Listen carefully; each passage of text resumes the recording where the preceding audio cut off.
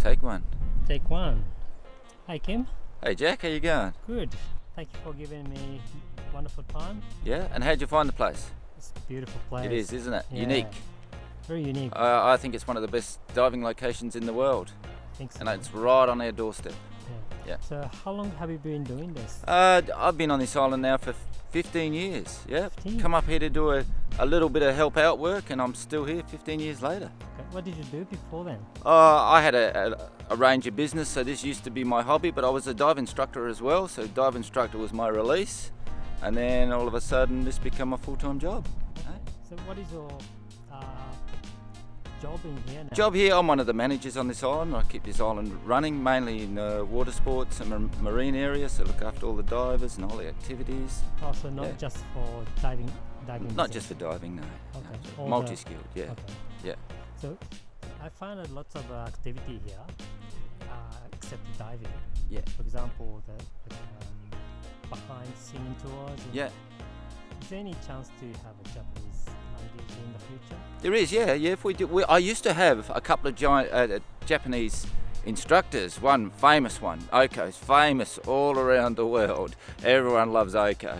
Yeah, he's the missing link between a chimpanzee and a human being. No, not really. I always have that joke with him. He's one of my best mates. So, yeah, but I have had quite a few Japanese instructors here that, yeah, can translate. But, you know, even with Japanese, I always find there's a way to communicate with people, even if you don't speak their language. So we can normally always make it happen, yeah. Or we can call someone in. If there's a group, we'll call in. I have got, yeah, people like yourself, Jack. I've got a heap of Japanese friends, Yuji, etc. I've even got like Marty, he speaks fluent Japanese. So yes, if we know that there's people coming, we can accommodate for Japanese with the language. It's not an issue. So in the future, do you think some Japanese working holiday people can work here? Yeah. We've had that in the past. We've had interns where they've actually come in, and we had a girl called Megumi. Megumi come in as a dive master trainee. Absolutely loved the place. Still talks about the place. Now, sadly enough, she went off and got married, and she's living in Okahara, I think. Yeah. But yeah, if you talk to her, one of the best times of her life, I guarantee she'll name it here. Yeah. Okay. Yeah. That's great.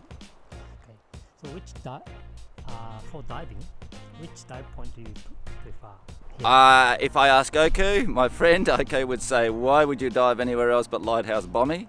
A famous cleaning station for manta rays, etc. on a lot of documentaries around the world. I love the blowhole over there and the wall diving, but quite honestly, a bad dive here is a good dive anywhere else. We don't have bad dives. I found a lot of coral around here. Yeah. They're completely different.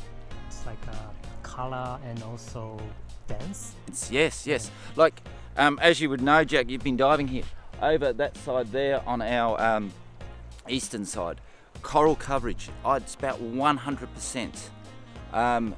That has been devastated in the past by cyclones, but if you look how healthy it is now, it's just absolutely beautiful. You can just sit there. You don't even need to move a lot of the times because everything's coming past you, but just you can focus on one bit of coral. Anyone that's got cameras and photographers, they all want to come here because they know they're going to get great shots. Clear water, with no estuaries here, so we don't get any run out. Clear water, safe, and just beautiful snorkeling and diving. So when is the best diving season? Best diving season, strangely enough, is in the winter. Water's a little bit chillier, but in winter we got manta rays. We have manta rays all year round, but we get more in winter. We got whales, we've got everything else, and generally the water is a little bit clearer and a lot less wind. Yes, so water gets down to about 21, 22 degrees, but in summertime the water gets up to about 28 degrees. So, but winter for wildlife, much better.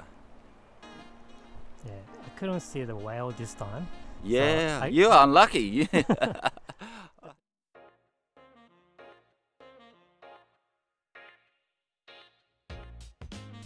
I didn't see underwater, so I got to good excuse to come back here. You've got a great excuse to come back, see the whales. But did you see manta rays? Yeah, I saw Yes, okay. Probably got sick of looking at manta rays and turtles.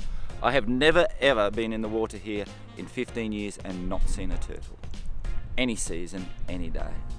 The world's friendliest turtles as well. They don't swim away from you. You've noticed that they swim up to you. It's like, hey, look at me, take a photo. I'm your friend. It's great.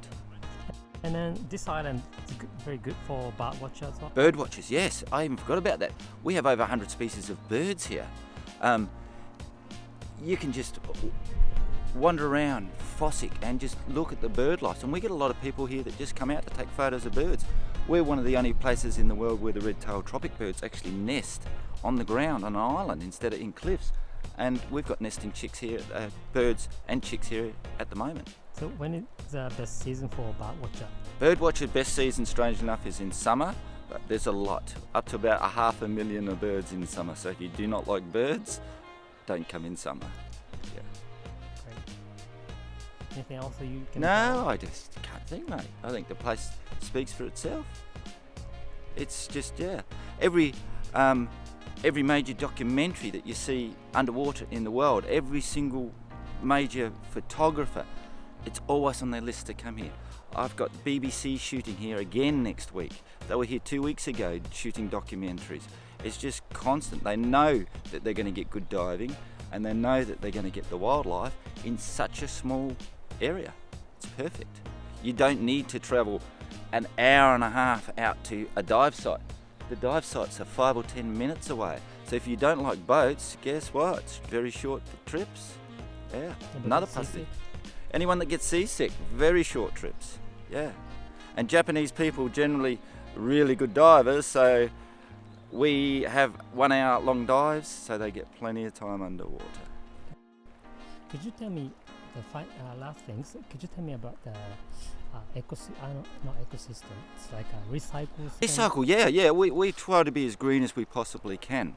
When I first started here, like I said, 15 years ago, we used to burn 550 litres of diesel a day, running big generators for power. We don't even burn that a week now. We're lucky if we burn 50 litres a week. We try to be 100% renewable, so all run by solar panels. We recycle all our food scraps into mulch, our cardboard. Yes, we try to minimise our footprint as much as we possibly can. So another thing, if you're into nature and ecos, this is the place for you. Yeah. Do you have some message to Japanese people, who Yes. never come here? I remember when I first started here back in the 90s, the Japanese used to be here in droves. We had the financial collapse. There's been a lot going on in the world, but yes, this used to be one of the most favourite places for the Japanese people to come and see the Great Barrier Reef. I think we need the Japanese people back here because you're such a gracious race of people. We love the Japanese here. What do you recommend if Japanese people come here? Japanese people, I honestly think, as you could tell, a lot of times they come in, it's just too quick, trying to fit too much in. They need to come here, take a breath, relax, spend a little bit of time.